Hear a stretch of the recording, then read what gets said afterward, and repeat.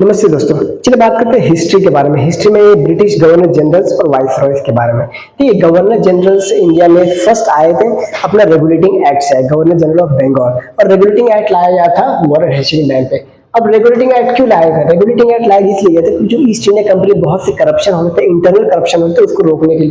फिर वहां से गवर्नर जनरल्स का सीरीज पूरा शुरू होता है। तो पहले गवर्नर जनरल ऑफ बंगाल थे वॉरेन हेस्टिंग्स। इन्हीं के टाइम पे जो कुछ ये इनिशिएटिव लिए गए, वो ये एक्ट लिए गए 1781 का quits India act, Rohilla war, first Maratha war 1775, treaty of Salbai यहाँ पर साइन हुआ था, Salbai, treaty of Salbai. Second Mysore war भी यहीं पे होता है, यहाँ पर टिप्पू सुल्तान और ब्रिटिश के हुआ था। चेत सिंह के साथ जो अपने वॉरेन हेस्टिंग्स थे, इनका रिलेशन बहुत खराब हो गया था। इसी वजह से उनको इम्पीचमेंट का सामना करना पड़ा इंग्लैंड में। Impeachment in England, foundation of Asiatic Society of Bengal.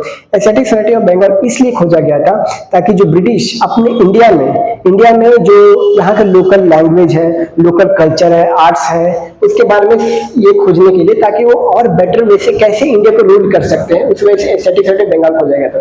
Second governor general of Bengal आता है lord Cornwallis. Cornwallis third Mysore और सेरिंगपट्टनम में, यहीं पे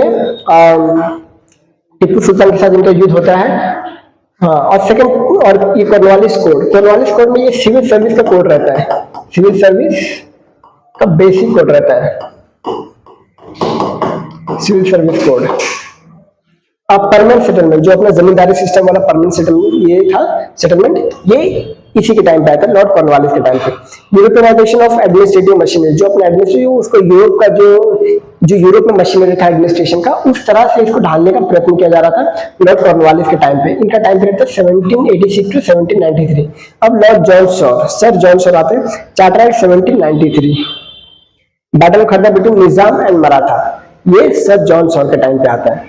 लॉर्ड वेलेस्ली अपने गवर्नर जनरल ऑफ बंगाल में से बहुत से प्रचलित, क्योंकि उनके टाइम पे सब्सिडरी अलायंस आया था, सब्सिडरी अलायंस, और फर्स्ट जो हुआ था वो निजाम अलायंस में, तो निजाम ऑफ हैदराबाद हुआ था। सब्सिडरी अलायंस में ये था कि अगर ब्रिटिश से किसी भी लोकल रूलर्स ने ब्रिटिश से सब्सिडरी अलायंस साइन किया, तो ब्रिटिश उन्हें अपना फोर्सेस तो देगी, लेकिन साथ में उनके साथ कुछ कंडीशन रहेंगे कि हमारे जो फोर्सेस रहेंगे वो आपके जो डायनेस्टी है वहां पे रहेंगे, मेरे फोर्सेस को मेरे ही जो सेनापति वगैरह रहेंगे वो यूज करेंगे, आप हमारे परमिशन के बिना किसी दिन ना दोस्ती कर सकते हो, ना किसी दुश्मनी कर सकते हो।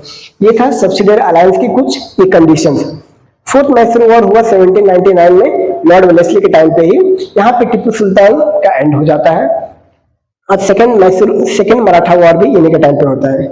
अब नेक्स्ट देखते हैं, इन्हीं के टाइम पे होता है